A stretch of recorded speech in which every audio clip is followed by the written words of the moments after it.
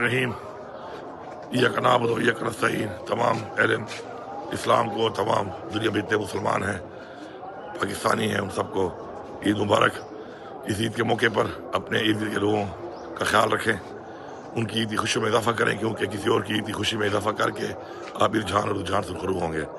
इसके साथ साथ हमारी दुआ है कि हमारा लीडर इमरान खान, जो इस वक्त हमारे लिए, हमारी कौम के लिए, हमारे बच्चों के लिए बेगुनाह जेल में है, हमारे बाकी पार्टी के लीडरान और हमारे कारकुनान जो जेल में है, इंशाल्लाह हमारी दुआ है कि बहुत जल्द हमारे दरमियान हो।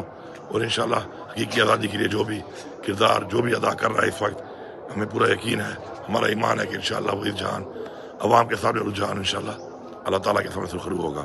आप सबको बहुत ईद मुबारक।